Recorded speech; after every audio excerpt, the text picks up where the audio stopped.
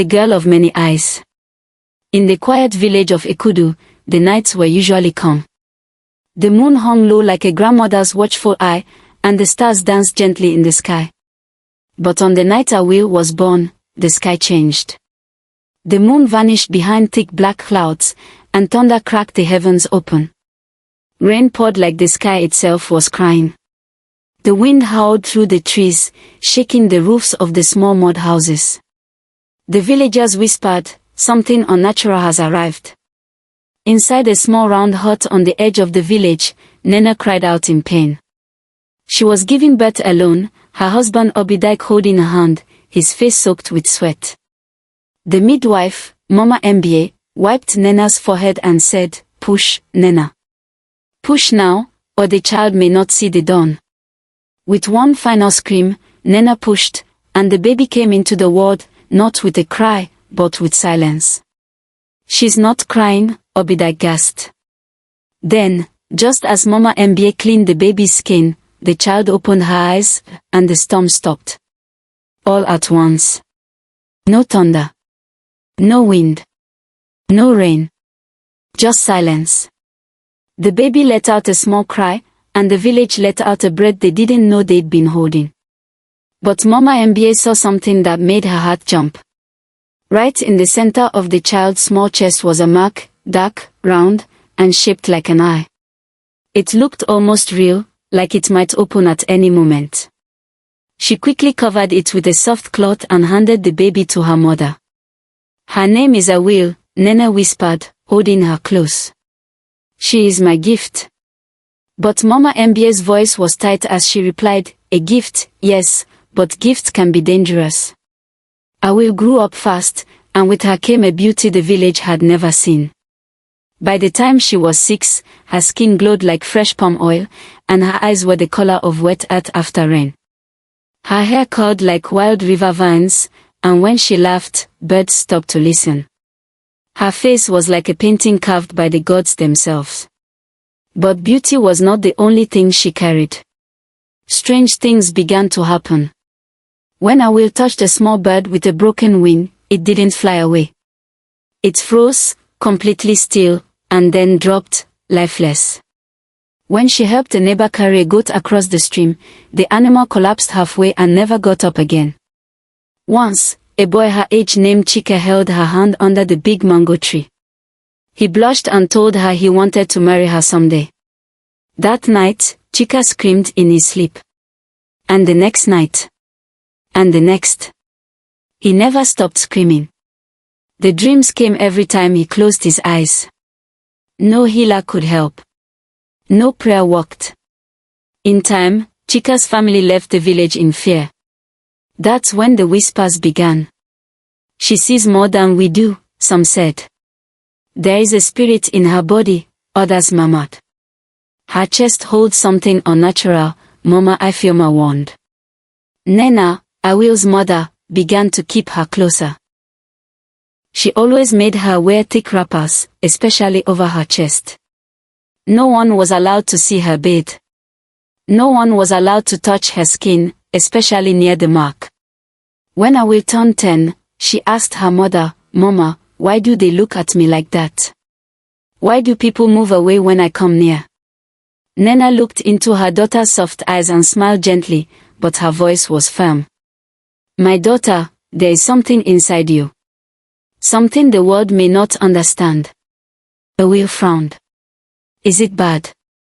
"No," her mother replied. "But it is powerful. You must never let anyone too close. Or they will never sleep again." From that day, Awil learned how to smile without being open. She laughed with the other children but never played touch games. She joined in dances but kept space between her and the boys. She helped in the market but always wore long clothes, wrapped tight. She became a mystery. Men watched her from afar. Young men tried to get close but were gently turned away. And with each year, Awil's beauty became more dangerous, not because of how she looked, but because of what no one could see. The stranger-like mark remained on her chest. Never moving. Never blinking. But always watching. One day, when Awil was about 16, something strange happened. A merchant from another village arrived in Ikudu. His name was Kolu, and he was tall, strong, and full of confidence. He had traveled to many lands and traded in many markets. He had heard of Ikudu's rare spices, but he had not expected to find Awil. He saw her walking near the river, collecting herbs in a basket. He stopped. He stared. He forgot his name. Awil didn't notice at first. But when he approached, her chest felt cold, as if a hand had brushed against her heart. "Hello," he said, flashing a smile. "Are you from this village?" "I am," she replied softly. "You must be the daughter of the gods," he said. "Because no one on earth should look like you." Awil laughed, not with joy, but with caution. She stepped back slightly. "My name is Awil. You should return to the market." But Kolu didn't leave. He followed her through the village. He brought her gifts, bracelets from other towns, carved combs, shiny coins. The girls in the village were jealous. The women whispered again. But Awil kept her distance. One evening, Kolu caught her walking home from the stream. The sun was setting, and the air smelled of ripe fruit. He stopped her near the footpath and held out a small mirror. "For you," he said. "So you can see the beauty the world sees." Awil took it slowly. "Thank you," she said. He leaned closer. "You don't need to be alone, Awil. I would never hurt you." Awil looked at him. "It's not about hurt," she whispered. "It's about what you do not understand." Kolu smiled. "Then help me understand."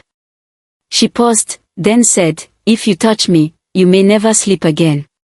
Kolu chuckled. "I faced lions in the wild. I'm not afraid of a girl." And in that moment, he reached out and touched her hand. Just for a second. Just skin against skin. The world shifted. Kolu froze, his eyes wide. He pulled his hand back like it had touched fire. His pupils dilated. His mouth opened. He let out a strange sound, not quite a scream, not quite a growl. He dropped the mirror. And ran. Ran as fast as his legs could carry him, through the village, past the marketplace, straight out the gates. He never returned. That night, Awil sat by the fire, silent. Her father sharpened his knife beside her, his eyes watching the flames. Her mother brought her some soup and placed a hand on her shoulder. "I warned you," she said softly. Awil's eyes filled with tears. "Mama, what is inside me?" Nene didn't answer. Instead, she said, "You must be careful. You must never let love blind you. Because love wants to get close. And you, my child, must never let anyone see what's beneath your skin." Awil nodded slowly. But in her heart, a question burned. What will happen when someone truly loves me? And far above the village of Ikudu, the stars whispered to each other. They knew the answer would come. But it would not come easily. The first suitor falls. The sun rose warm over Ikudu the day Obina returned from the mountains. He was tall like the Iroko tree and strong like the river current after heavy rains. His skin was dark and smooth, his chest broad, and his voice deep like thunder hiding behind the hills. He was the village's most skilled hunter. Some said he once fought a lion with only a knife and lived. Others whispered he crossed into the forbidden forest and came back carrying the horns of a beast no one could name. Obina laughed at fear and danced with danger. And now, he wanted Awil. "I will marry her," he said one morning, pounding his staff into the red earth. "She is only a girl. What can she do that the gods haven't already tried to stop me?" The elders shook their heads. The old women murmured to one another. Even the children looked unsure. One boy whispered, "Didn't you hear what happened to Kolu the merchant?" Obina chuckled. "That one was weak. I am not. I am Obina." He went straight to Awil's home that afternoon. Nena opened the door, and behind her stood Awil, weaving palm fronds into a basket.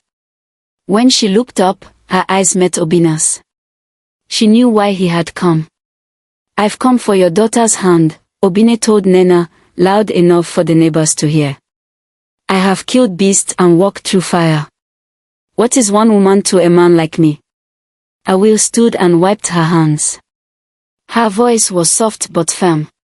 "Obina, some secrets are not meant to be touched." Obina grinned.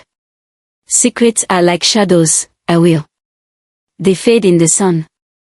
But Awil said nothing more. She only looked at her mother, then turned and walked back inside. The next day, Obina returned with yams, goats, and 2 crates of sweet palm wine. He dropped them at Nena's doorstep. "Bride price," he said proudly. The villagers began to murmur. Some said Awil should be happy. Others warned it would not end well. Even Obidike, Awil's father, seemed unsure. But the family accepted the offer. A wedding was planned. Drummers practiced in the village square. Women began sewing Awil's wrapper. Young girls plucked flowers from the hills to decorate the celebration grounds. Obina walked around like a king already crowned. Only Awil did not smile. She helped her mother cook, grind peppers, and wash the floors, but her heart felt like a stone tied to her chest. "Mama," she whispered one evening, "what if it happens again?" Nena placed a hand on her daughter's cheek. "My daughter," she said gently, "you warned him. That is all you can do." "But what if he touches it?" Awil asked. "Then the curse will choose what it chooses," Nena replied, and her eyes glistened with sadness. The wedding day came with bright skies and loud drums. Obina stood tall in white, beads around his neck and arms. His smile stretched wide as the elders poured palm wine and praised him. Awil walked slowly, her head bowed, her wrapper shining gold and red. She looked like a goddess carved from sunlight and river stones. The ceremony was rich. Goats were roasted. Children danced in circles. The king's cousin even arrived to offer blessings. But through it all, Awil remained quiet. Obina beamed at her, whispering, "Tonight, you'll know the strength of a real man." She looked at him, her heart silent, her throat dry. That night, the hut they entered was decorated with palm leaves and fresh flowers. A soft mat lay on the ground, lit by candlelight. Obina closed the door behind them, his step slow and full of pride. "Awil," he said, "you are mine now. You don't have to be afraid." She stood at the edge of the mat, not speaking. He walked closer and took her hands. "I will be gentle," he said. Awil trembled. "Please, don't touch my chest." Obina laughed. "Is that all? You still fear me?" Awil looked into his eyes. "No. I fear what you see." He brushed her hair back gently. "I've seen death. I've seen blood. There is nothing you carry that I can't conquer." Awil did not answer. Slowly, painfully, she removed her top wrapper. The fabric fell away like a leaf from a dying branch. Her chest was bare. And the mark was there. A dark circle in the shape of an eye, just above her heart. Obina's breath caught in his throat. "What is?" he began. Then it opened. The eye opened. A black pupil, deep and endless, stared straight at him. Obina dropped to his knees. His mouth opened, but no sound came. He gasped, like a man drowning in a dry room. Then he screamed. A scream so sharp it pierced through the walls, into the night, into the stars above. He fell to the mat, thrashing, eyes open but unseen. His mouth kept screaming even when no breath remained. His arms waved at the air. He kicked the walls. His body convulsed. Awil stood frozen. Then he stopped. His eyes stayed open. His mouth stayed open. But Obina did not move again. The village woke to the sound of drumming, but not the kind they had planned. It was the drum of mourning. Men rushed into the hut. Women screamed. The elders stood outside, whispering. Obinna was alive, but he was not awake. His eyes did not blink. His mouth still trembled in horror. His body breathed, but he was lost in a world no one could reach. A living nightmare. Forever. Awil sat beside him, still in her wrapper, hands folded, eyes hollow. She said nothing. The healer came. The priest came. The herbalists from the neighboring village came. They burned incense. They prayed. They chanted. Nothing worked. Obinna remained trapped. And the villagers, once curious and bold, now stood back in silence. She warned him, someone said. She carries a spirit, said another. But he chose this, the elders murmured. That night, Awil returned home. She told her mother, it has happened again. Nena hugged her tight. You did not ask for this, she said. But the next morning, Awil was gone. Her wrapper, her mirror, her comb, gone. Only her mat remained. No one saw her leave. No one knew where she went. The village mourned Obinna for 7 days. His body still breathed, but his soul was lost. They did not bury him. They placed him in a hut near the trees, where the wind sang old songs through the windows. He screamed only at night. And the children of Ekudu were told, never chase what you do not understand. The curse revealed. The forest near Ekudu was thick with secrets. The trees were tall and twisted. Vines hung like snakes from every branch. The air was damp and filled with buzzing insects and the low groans of hidden creatures. Most people feared this place. They said the spirits lived there. But Awil had no fear left. Only pain. And silence. She had walked for days. Her feet were blistered. Her wrapper was torn. Her hair clung to her face. The sun burned her during the day, and the cold beat her at night. She drank rainwater from leaves and ate wild roots. Some made her sick. Some kept her alive. She no longer cried. She no longer spoke. She just walked. Each step took her further from Ekudu. Further from the screams. Further from the boy who would never wake. Until, one evening, as the sky turned purple and the forest floor glowed with fireflies, she collapsed beneath an old tree. Her legs could not carry her any longer. I am done, she whispered to the wind. If death comes, let it take me now. But death did not come. A voice did. Child. Awil opened her eyes. Her lips were dry, her vision blurry. Child, the voice said again. It was old and cracked, like dry wood underfoot. A figure leaned over her. A woman, wrapped in brown cloth, with silver hair braided down her back. Her eyes were white, completely blind. But somehow, they saw everything. You carry a wand that is not yours, the woman said softly. Awil blinked. Who are you? Call me Mama Okoro, she replied. Come, child. You cannot die here. The forest is not finished with you yet. She lifted Awil with surprising strength and guided her toward a small hut built from mud, sticks, and leaves. Smoke rose from its thatched roof. It smelled of herbs, ash, and something older, magic. Inside the hut, Awil sat by a fire, wrapped in warm cloth. A bowl of hot soup sat in her hands. She sipped slowly, the warmth returning to her body. Mama Okoro sat across from her, grinding roots into powder with a stone.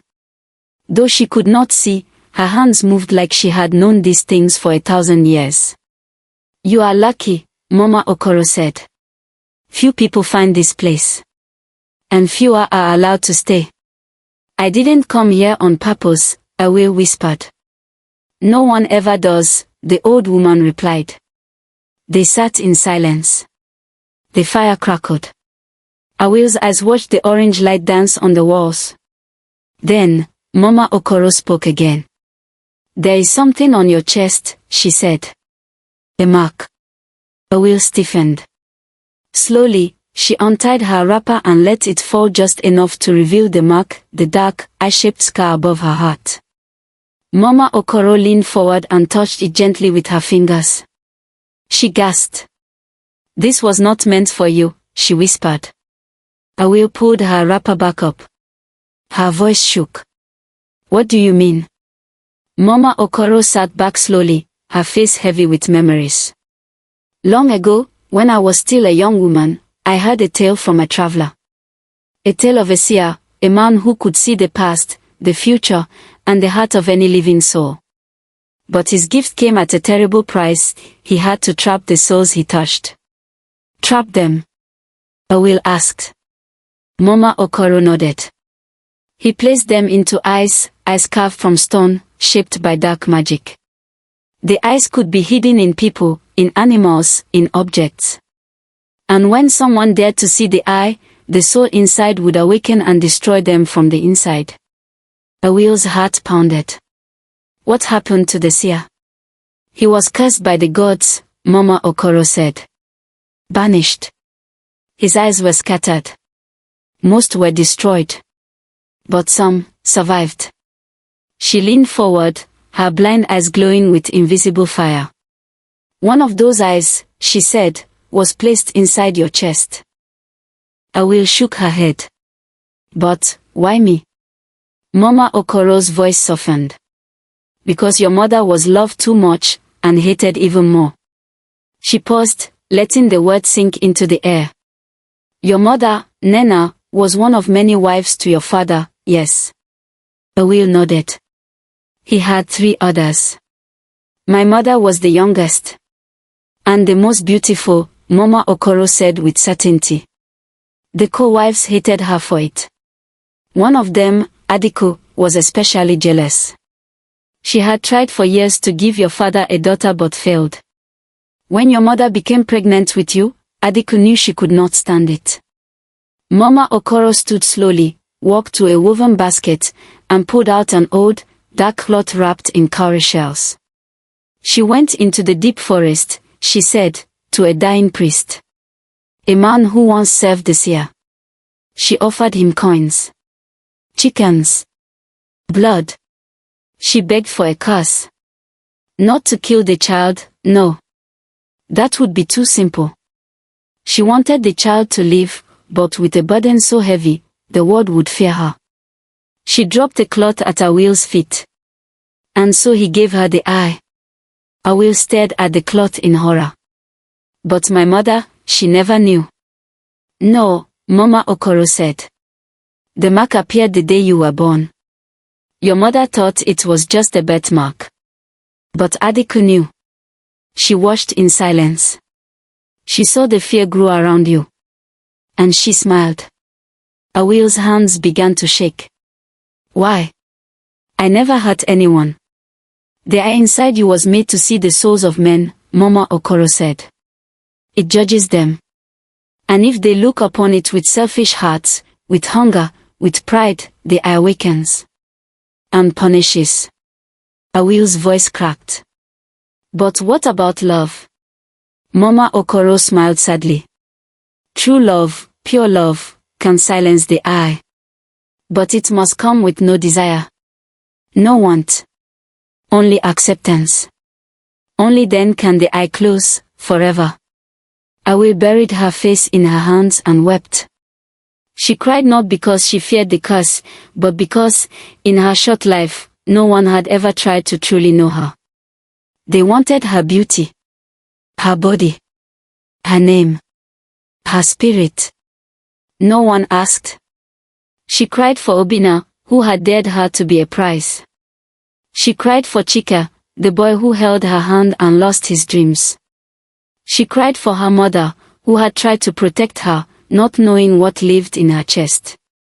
And she cried for herself, the girl who had never been loved simply for who she was.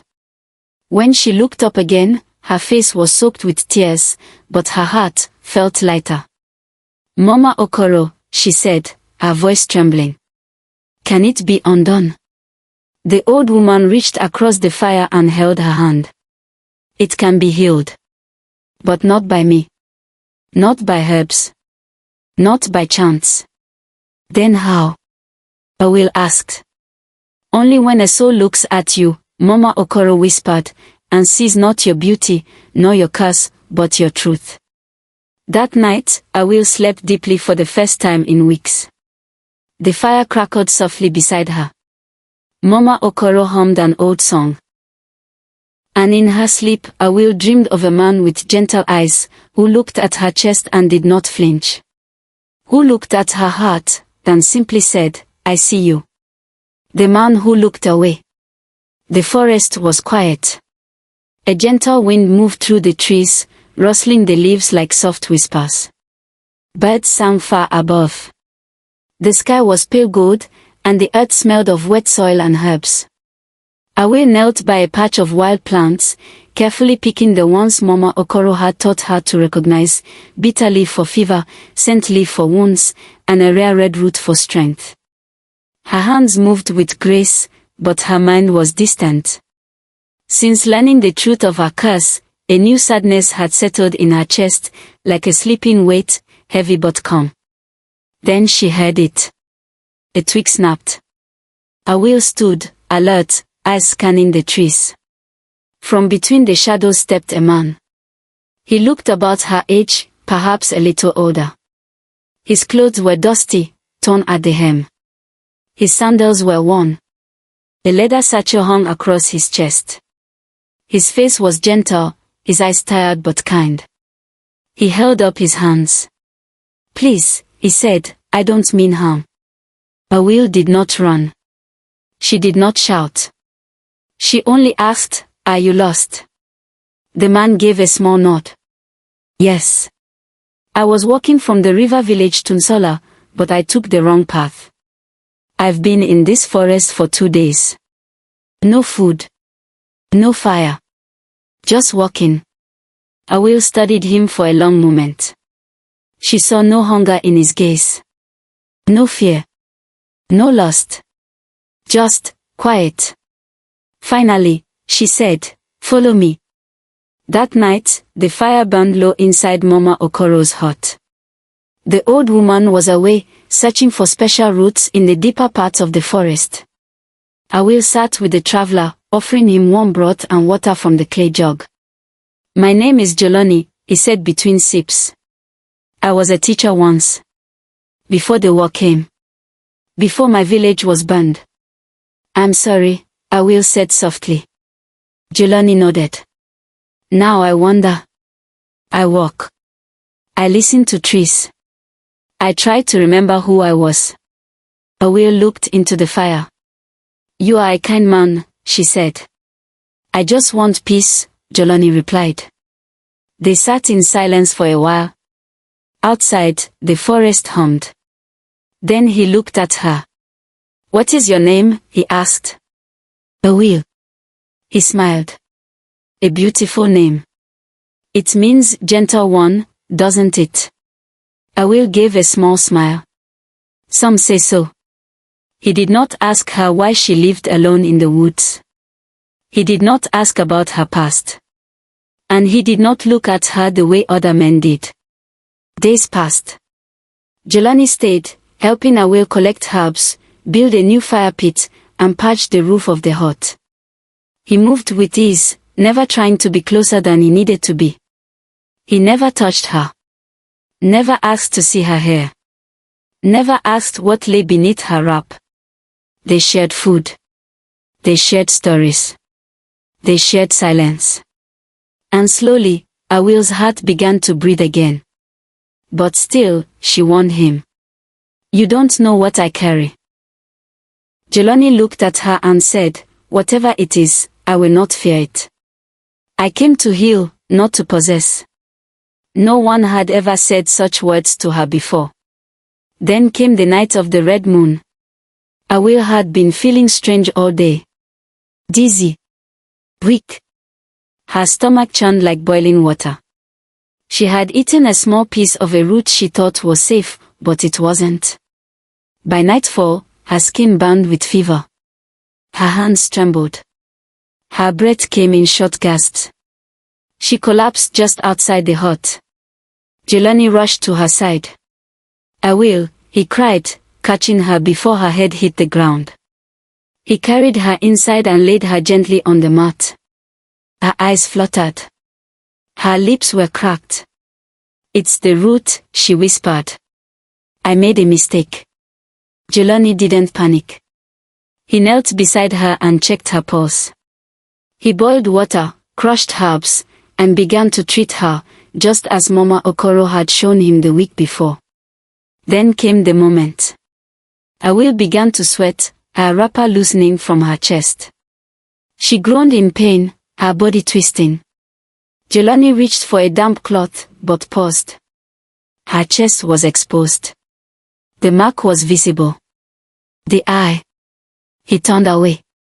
Then, without a word, he reached into his bag, pulled out a long piece of cloth, and tied it tightly across his own eyes. He blindfolded himself. He bathed her forehead. He massaged her arms. He whispered soft words to calm her breath. All without ever looking at her chest. Awil, half conscious, felt his hands. Gentle. Respectful. Careful. For the first time in her life, a man had touched her not with hunger, not with pride, but with kindness. Pure, quiet kindness. And then, something happened. The fire flickered. The wind hushed. The mark on her chest tingled. The eye, so long hidden, feared by all, began to close. It closed softly, like a petal at sunset. A small warmth spread through Awil's chest. She did not scream. She did not tremble. She felt peace. The first true peace she had ever known. The curse was beginning to break. By morning, her fever had passed. Her strength returned. Jelani, still blindfolded, sat beside her, his head resting against the wall, snoring softly. She stared at him. She could have untied the cloth. She could have shown him the eye, now quiet, now closed. But she didn't. Instead, she smiled. Because for the first time, she wasn't a mystery. She was seen, not with eyes, but with the heart. That evening, Mama Okoro returned. She stepped into the hut, sniffed the air, and smiled. "It has started," she said. "What has?" Awil asked. "The ending," Mama Okoro whispered. "Or perhaps, the beginning." Awil turned to Jelani, still asleep on the mat. She didn't know what the future would bring. But for the first time in her life, she hoped. The eye closes forever. It began with dreams. Not the quiet, soft ones, but the kind that wake you with sweat on your neck and fear in your bones. In the village of Ekudu, people tossed in their sleep. They cried out, kicked, and shouted at shadows no one could see. Children wailed in their beds. Old men muttered in their sleep, speaking names of the long dead. The chief's son tore at his own skin in his sleep. The market woman danced like a madwoman in the night, her eyes wide open, seeing things no one else saw. Each morning, the villagers woke trembling. Each night, the dreams returned. They went to the shrine. They called the priest. They burned incense, slaughtered goats, and chanted for the spirits to leave. But the nightmares only grew worse. Until one day, an old traveler from another village arrived and said, "This is not a curse of the gods. This is the echo of a broken heart." And then they remembered. The girl. Awil. Far from Ikudu, at the edge of the forest, Awil sat by a slow-burning fire. Jelani carved shapes into wood with a small blade while she pounded roots in a mortar. Their home was small but filled with peace. But peace never lasts forever. One morning, Mama Okoro arrived. Her blind eyes faced Awil as if she could see her soul. "It's time," she said. "Time for what?" Awil asked.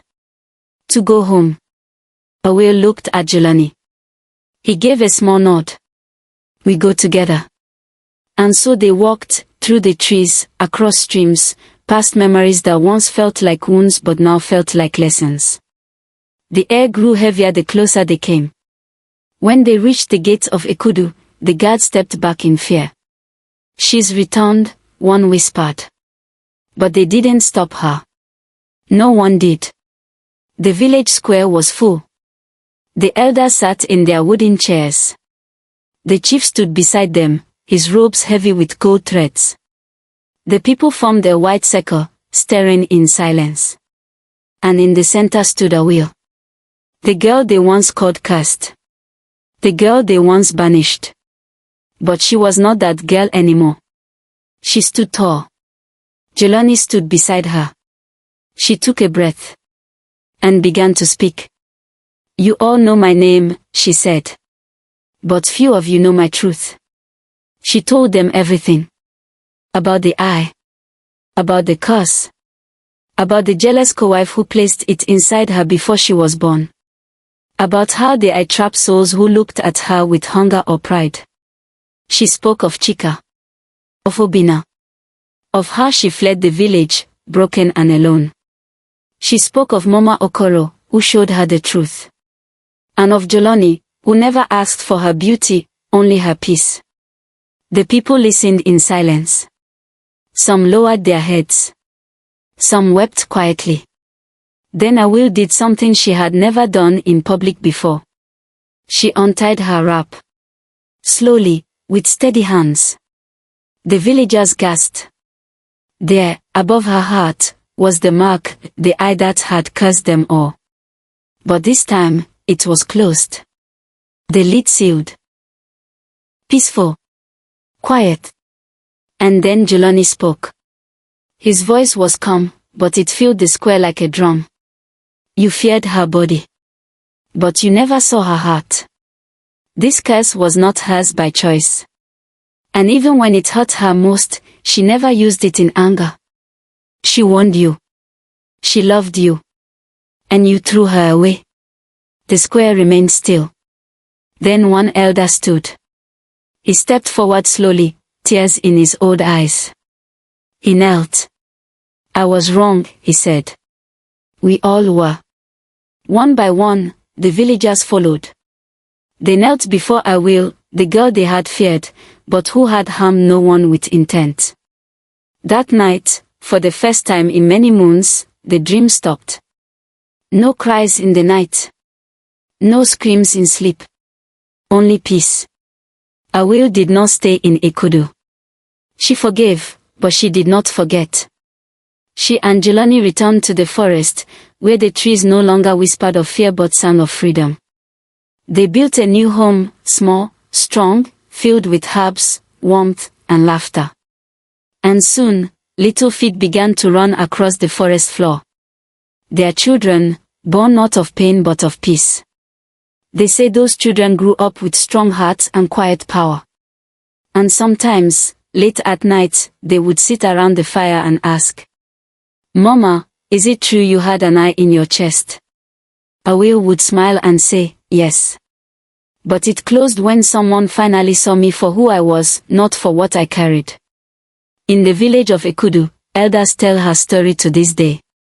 They call her not cursed, but blessed. They say, she once carried an eye that trapped the wicked, but it was her kindness that freed the village. And so, the story of Awil, the girl of many eyes, lives on, not as a tale of fear, but as a tale of love, truth, and the kind of strength only a gentle heart can hold.